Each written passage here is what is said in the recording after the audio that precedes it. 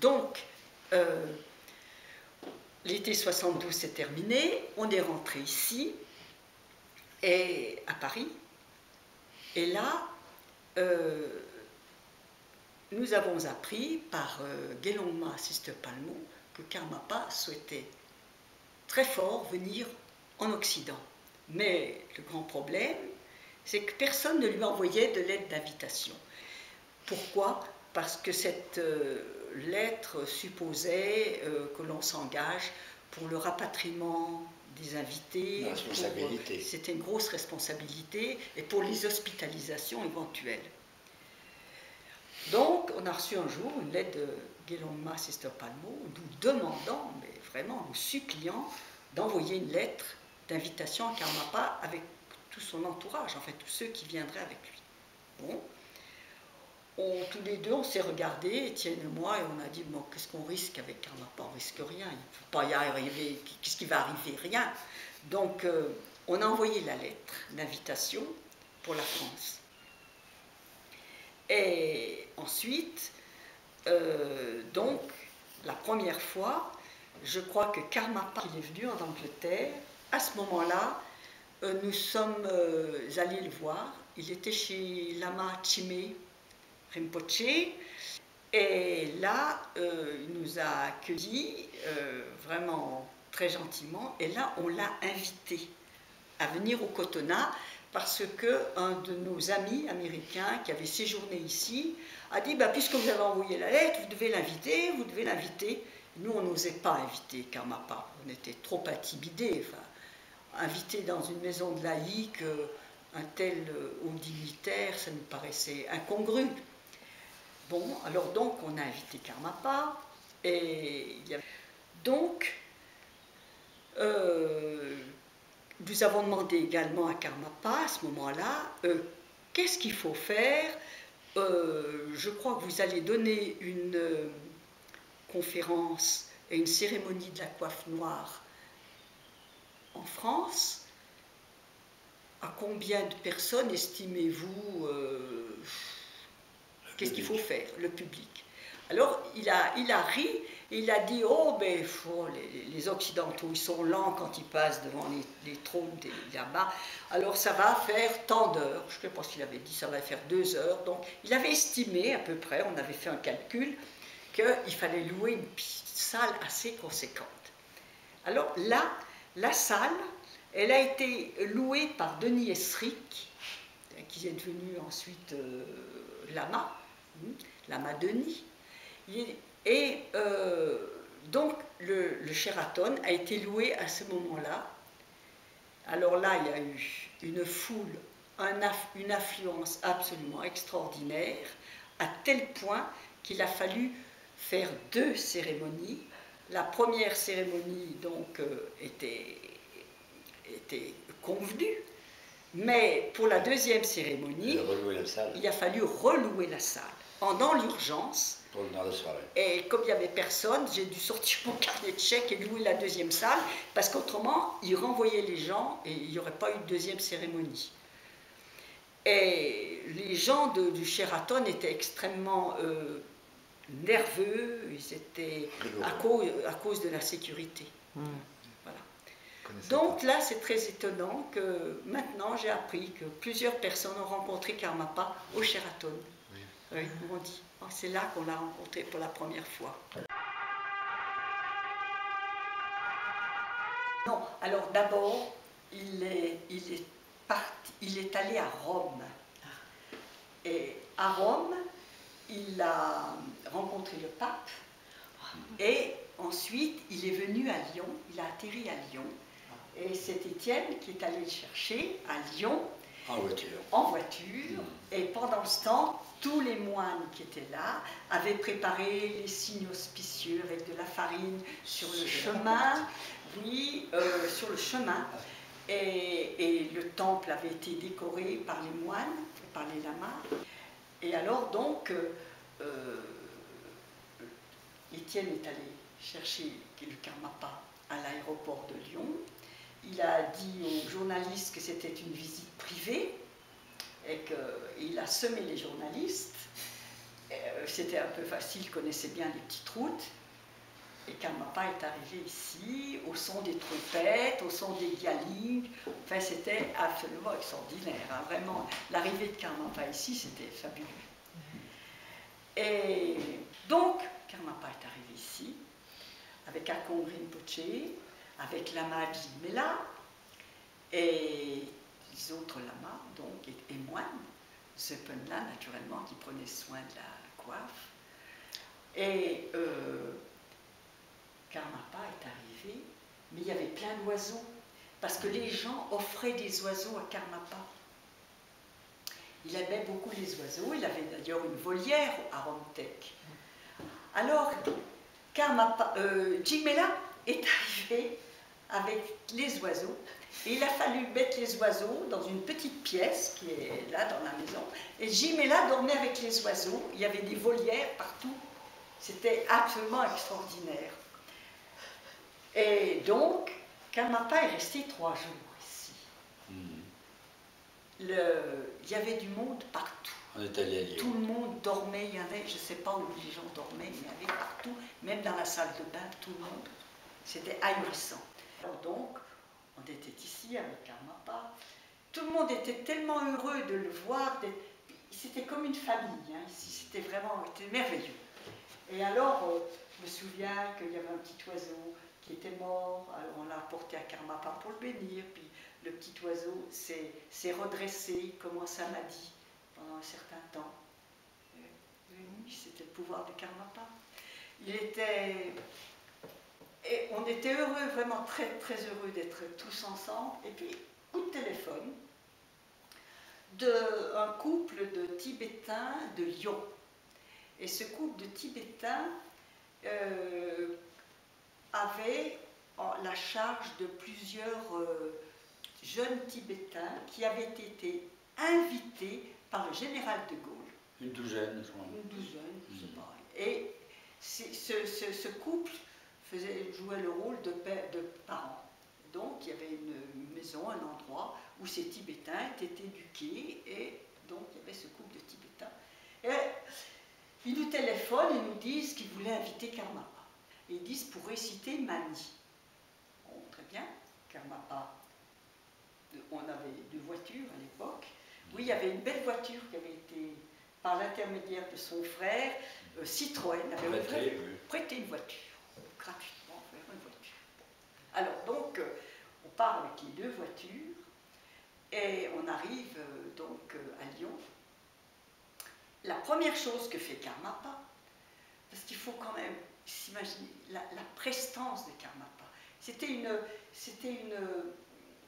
prestance naturelle, il était digne naturellement, majesté, c'est le mot, c'était majestueux, mais pas dans un sens ostentatoire, c'était naturel, il était comme ça. Alors donc Karmapa est allé directement au Hlakang de cet endroit. Il a inspecté l'hôtel, il est sorti avec un regard très sévère, et il a dit à Étienne, on rentre. Alors, on s'en va. Alors le couple qui accueillait, complètement affolé, mais vous ne voulez pas prendre une tasse de thé, Karmapa? Non, non, non, non, on rentre. Et alors c'était dit avec un ton, c'était Mahakala qui parlait, c'était pas Karmapa. On rentre. Et alors, Étienne a conduit, on est rentré, Étienne a conduit, il dit, je me demande encore comment j'ai conduit. Parce qu'il y avait des éclairs, il y avait du tonnerre, il y avait une pluie impossible, et Karmapa qui n'arrêtait pas de réciter Mahakala. Il récitait Mahakala, mais c'était hors du monde. L'ambiance dans cette voiture, c'était invraisemblable. Invraisemblable. Et on est arrivé ici, et on n'a pas su la raison. On ne l'a pas connue. Et en fait, on l'a connue plusieurs années après. Parce que les Tibétains, à l'époque, ne parlaient absolument pas de cela. Et la raison, maintenant, on la connaît, c'est qu'il avait vu un certain protecteur sur l'autel. C'était le fameux... Oui. Je ne prononce pas son nom, mais... que le C'est Dana. une grande converse Voilà. dans l'école Gelugpa à ce moment. Voilà. Après, il y a eu le dimanche, là où il y a eu la grande cérémonie, 2 fois ici, 2 fois ou 3 fois, on n'est pas. 2 fois, je suis sûre. La 3e fois, on a un doute avec mon mari. Parce qu'il y avait du monde là qui attendait, je me souviens, donc on a été obligé de faire une 2e fois. Et le jour où il y a eu ce grand événement, donc la cérémonie de la coiffe noire, on était 60 à table, je me souviens. Oui, ce jour-là, Karmapa n'a pas descendu, il s'est réfugié au 2e étage, tellement il y avait de monde partout, il s'est réfugié au 2e étage dans la bibliothèque et il est descendu juste pour les cérémonies. Voilà.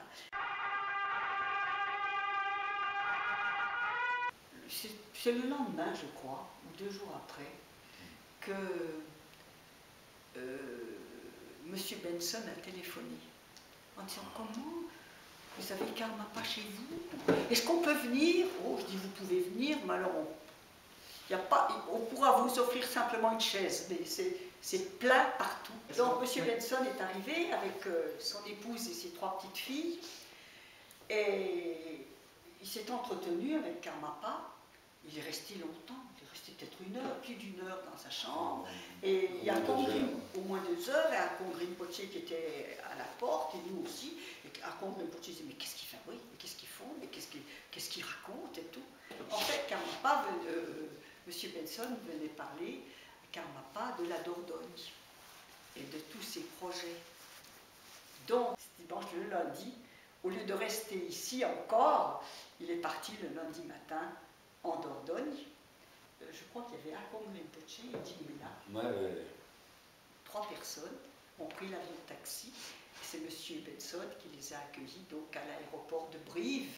Et ça, bon, c'est une autre histoire, l'histoire de. On racontera un petit peu plus tard l'histoire des donations, parce que ça, c'est une chose très importante.